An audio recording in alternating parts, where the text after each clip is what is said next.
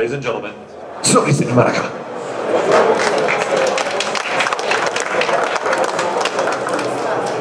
Hey guys, we're from Sony Santa Monica. We're going to start off and show you a trailer for the game we just completed.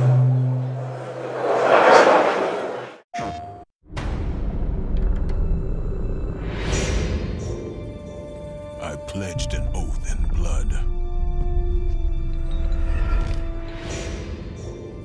And now my home. All that I loved is gone.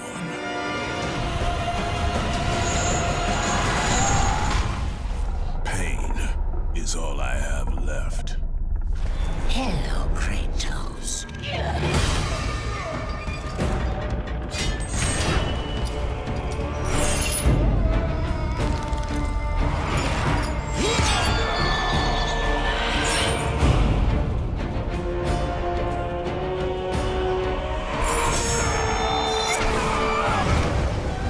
You have no reason to trust me, Spartan. I only ask that you try.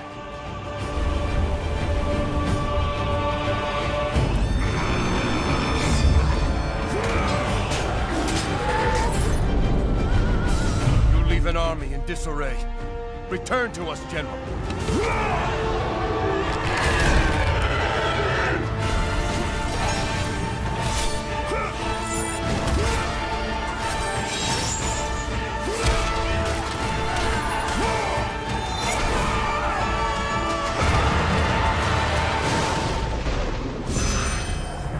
You will need this skill for the path ahead. And what path is that?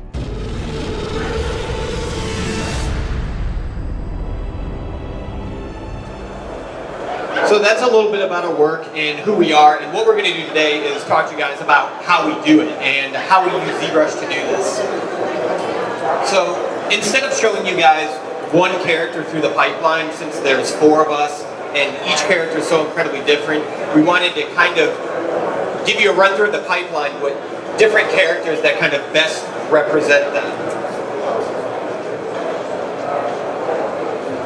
So I'm going to pull up a few images here.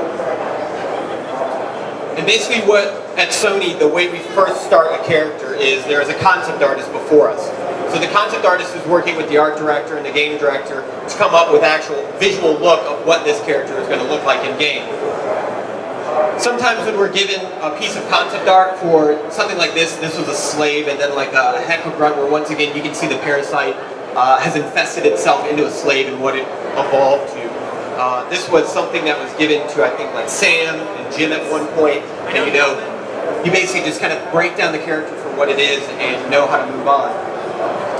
Sometimes you'll get just a set of simple sketches from the concept artist, and it's a little bit of not only inspiration, but when you're working on a character at Sony, we have a little bit of leeway where we try to think that the character should always be evolving. It's not just you're given a drawing for the most part and you have to build that. If there's something that we can bring to the table that's going to benefit the character, why not? And that goes all the way through the pipeline. That's not just character artists, but animators, everyone.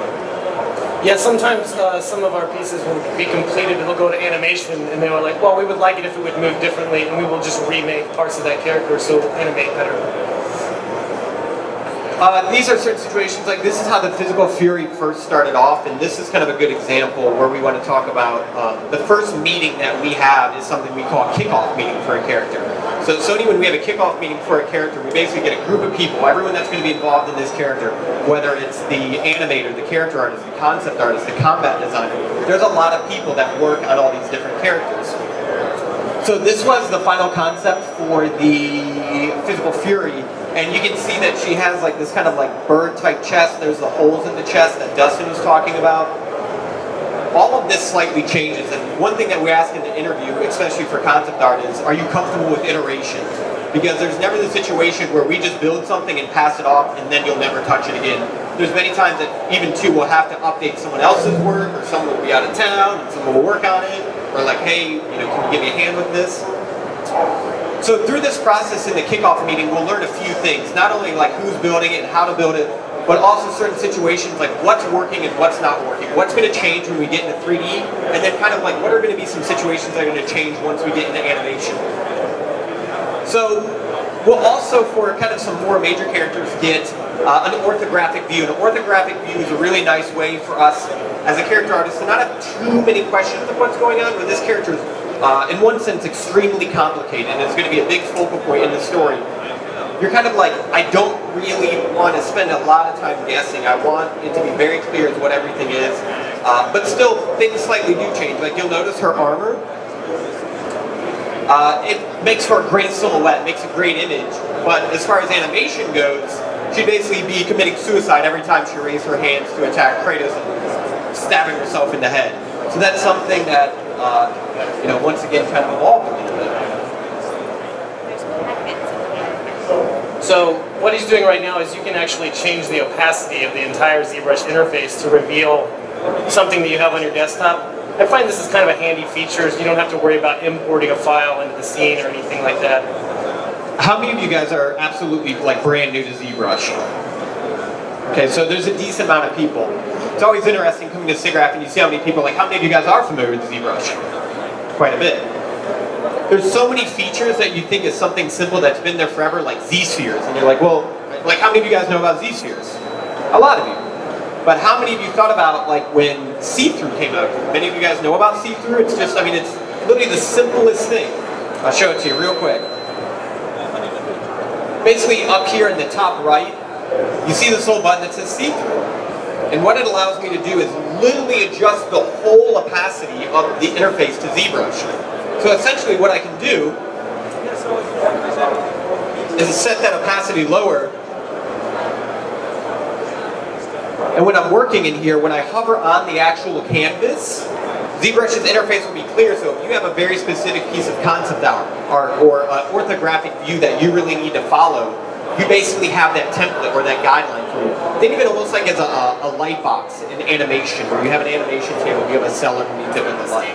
For humans, and if you notice, I have a lot of polygroups on this guy, so it's really easy for me to come in and let's say get in between the fingers. Like sculpting fingers is pretty hard if you have to try to sculpt in here, but if you have them separated like this, I can easily just go in and sculpt out a finger. Another problem area a lot is the lips, getting them to meet up and touch, so I kind of always do a polygroup.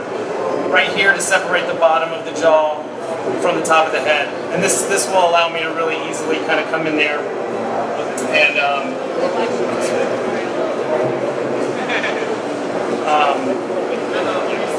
kind of pull the lips down like this, unhide, and now they're shut. Or vice versa, if I want to kind of open this jaw up, if I need to make any morph targets or anything for rigging, I can kind of come in here and really easily change the shape of stuff.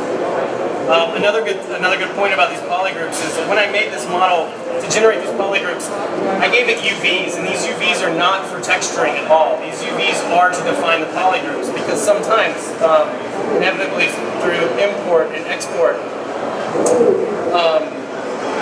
sometimes you lose your polygroups. Sometimes it just ends up looking you just look at something like this. Well, now I can't really separate anything, and after I imported my model, and if I've been working on it for a long time, then I would kind of have to go in and maybe like do this.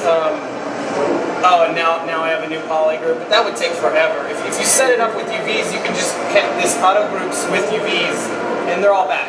I never lose them, no matter how much I import, export this mesh, as long as I retain the UVs. I've always got my polygroups, and I can always kind of come in and separate all those pieces out. So these guys, Sam usually starts with the base mesh. I like to keep all of my workflow inside ZBrush. A lot of things when you're doing this all day, every day, it's easy to get complacent with things, so I try to keep it as fun as possible. And for me, this is the most fun I think I can have.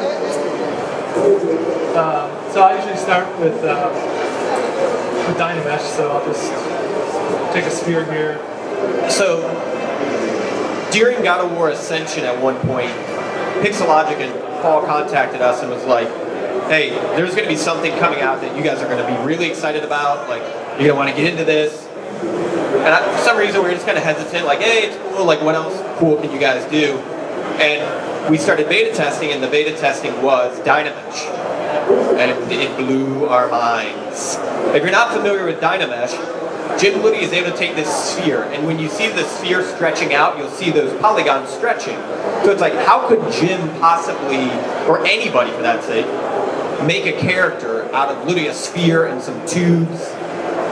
I come from a traditional sculpting background, and this is the best thing. If you're coming from a traditional background, or there's some kind of intimidation factor with working in 3D, or especially ZBrush, this literally just allows you to create. Because all Dynamesh is when you turn that function on, when you hold Control and you drag on the canvas, it'll basically quickly remesh the entire object. So if you quickly pull the arms out, or pull the neck stump out, or these kind of basic shapes of the figure, when those polygons stretch, we all know that that area is not really the most conducive for sculpting on. So Dynamesh completely gets rid of that. When we kind of figured this out, we were like, okay, this definitely is a game changer for us. So Jim is going to use curved tubes now. And basically what this is going to allow him to do is just click on the object, pull a curve off, and it's going to create a piece of geometry that Jim is going to use as a setup for the arm. Think of just Woody as like he rolled out a ball of clay and just jammed it on there now.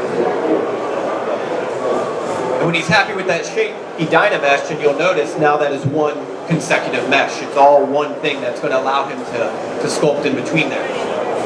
And I know everyone, especially with like concept art and Photoshop, one thing I know is working in games, you always get questions like, what brushes do you use? Gotta get your brushes. Like there's a make monster brush or something like that. That's the awesome thing. Like I think Joe Mena beforehand was just talking about that. Like you're literally just sculpting. You know, when I was coming from a traditional background, I never thought I would work in games. And then I was like, oh, it's just sculpting on the computer. Like, okay, we'll figure this out. There's basically a simple set that we use. It's move, standard, damn standard, clay tubes. I think Jim uses snake hook every now and then. So the nice thing about Dynamesh here too is it's creating a really simple, low resolution mesh for us. And because the nice thing about this is you don't go in with anything like the reason we don't have like a generic Cyclops model or a generic Harpy model is we don't want that information when we start a new character. We want something totally new, and what is the best route to get into that? And that's starting off simple, just like you would with a sculpture. And you're building your forms up, you're building your shapes up, and then we'll get into details down the road. So I know some people approached us just as we first started.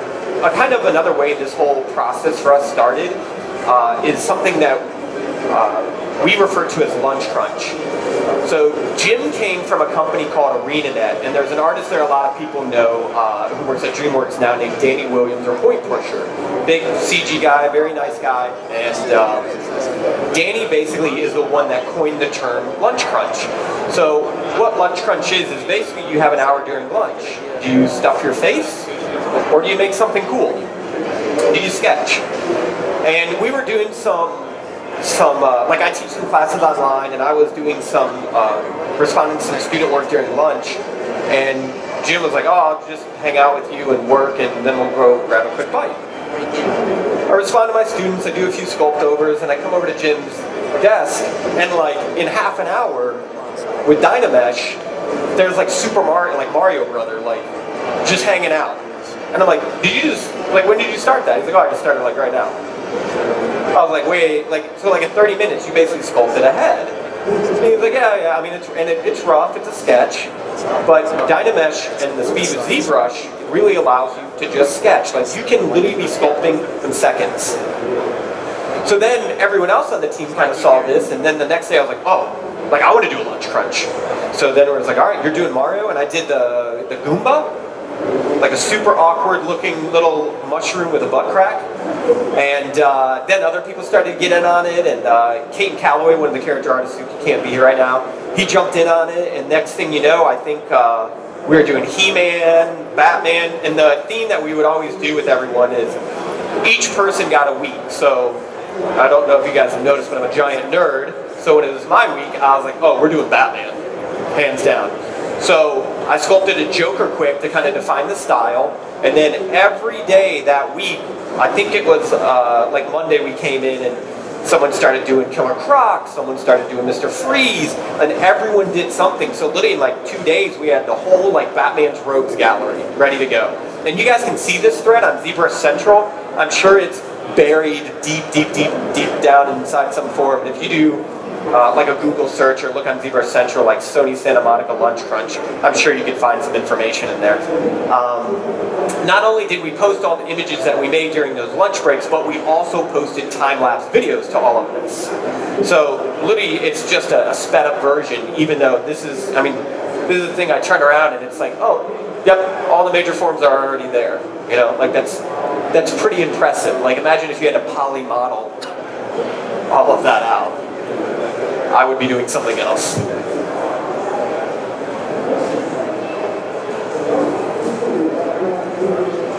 So yeah, Lunch Crunch was a nice way for us to kind of spread our wings creatively a little bit, but also for us, we were discovering new tools that we wouldn't normally use.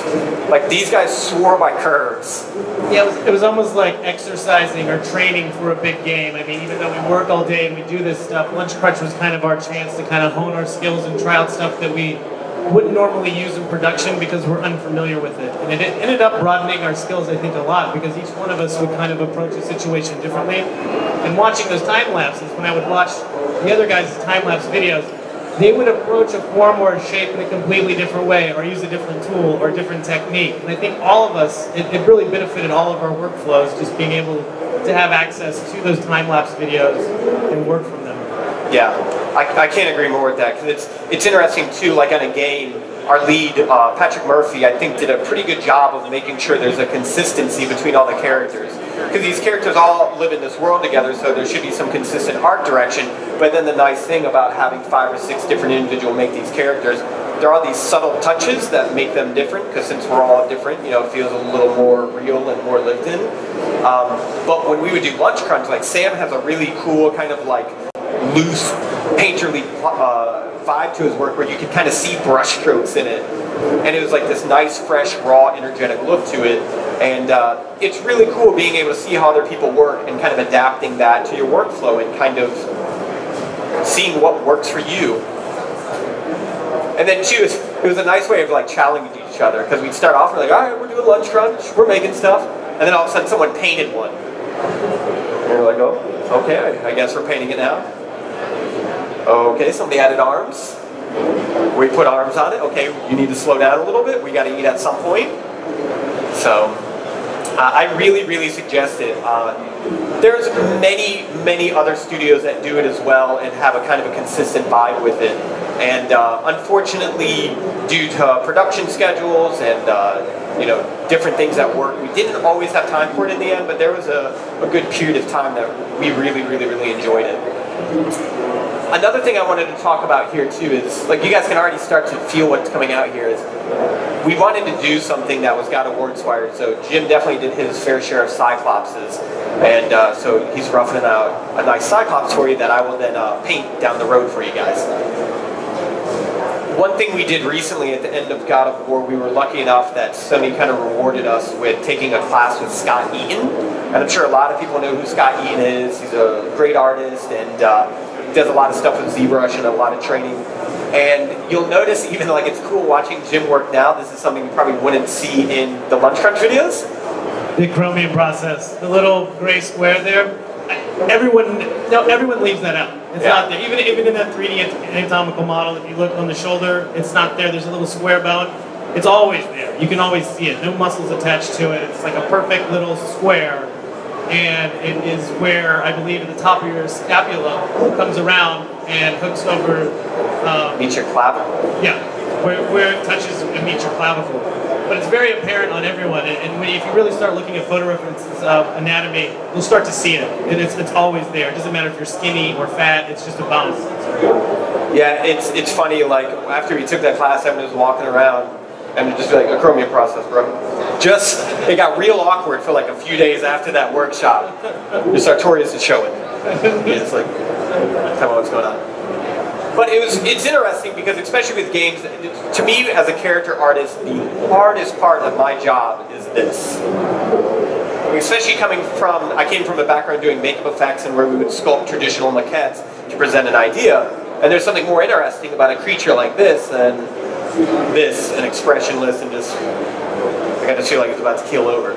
And the anatomy here is completely different than it is here. So that's something that we kind of have to take into consideration when we're working on a character. Yeah, in real time we don't have a lot of fancy like muscle simulations, I guess unless you're Naughty Dog, I think they did some in Last of Us. But so you kind of have to sculpt the anatomy of a character. It's like this, but when they're like this. So when they bring their arms down, they do look natural, and the same with the shoulder blades in the back. So it's definitely a kind of it's a process on going back and forth between the two poses until you kind of get something that works for both. The way we also determine, this is something going back to talking about the kickoff meeting and starting up with a gray mesh, that's also where we determine where the arms will be placed. Because someone like Kratos, who's constantly swinging the chains and the blades, it would be pointless for his arms to be modeled like this, because the second, like it just looked real weird when those arms started to deform up. But someone like the Harbor Master, we were real excited because I was talking to the TDs, and I was like, hey, can I please, did a kind of nice, natural gesture. And I think when he's pulling that bow, it'll just read really well in game. They're like, yeah, that's awesome. Do what you like. 2 days down the road, hey, we got that gray mesh. Can you put the arms a little bit like this? I was like, okay, that's not too bad. Okay. 2 days down the road, a little bit. Hey, we did a little bit of test. Can you put the arms kind of like this? And you're like, okay, we're getting, okay. And the next thing you know, they just came on like, hey, the arms are back. I like that, okay. And you're like, all right. So that's the joy of doing a gray mesh. But yeah, that whole T-pose thing for us is determined on what the character would do. Like when you got a concept, you'd always kind of like talk to everyone else and be like, arms, like what's he doing? Flying? Okay, arms are up. It's always different. One thing that we noticed doing these lunch crunches, we swore by clay buildup. We're like, clay buildup, the best brush ever. It feels just like clay. And then when we started using Dynamesh, we were like, oh wait, clay tubes is awesome. Because if you look at this form and the shape, there's some areas that kind of have a nice skin-like quality to it. It's not that typical like smooth digital double model. And that comes from working up through your subdivision levels and using that clay tubes. That Jim just naturally moving up the subdivision levels and just using smooth lightly will give this a really nice natural skin texture. Yeah. We're also using brushes like the Dam Standard to kind of carve a few things in. We had a brush that Caden Calloway created that we didn't load up, but Jim can kind of fake away and show you what we do to kind of spray skin pore and detail on, and then using a little bit of a inflate brush. But Dam Standard is a nice way, if you think about this as a traditional sculpture, as it literally has a way of kind of digging and carving out little areas. In sculptures, everything that are made up out of planes. Okay, does everyone know what I'm talking about? Planes, like straight, planar, kind of like line decker-like qualities. And where they're planes, there's either a peak or a valley where they meet. And Dam Standard, by default, how the alpha is created, it creates a nice peak or a nice valley, whether you're on Z-Add or Z-Sub. So it's also not going to give you that kind of like lumpy digital quality that sometimes is apparent.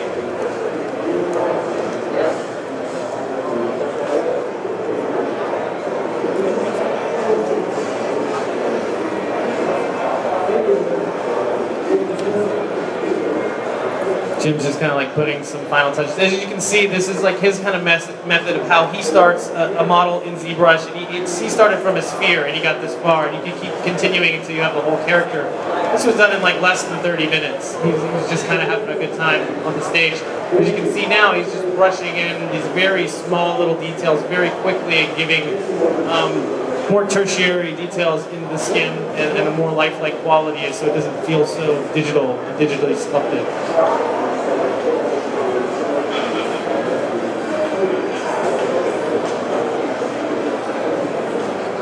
I think that looks pretty good. Peter Jackson's God of War.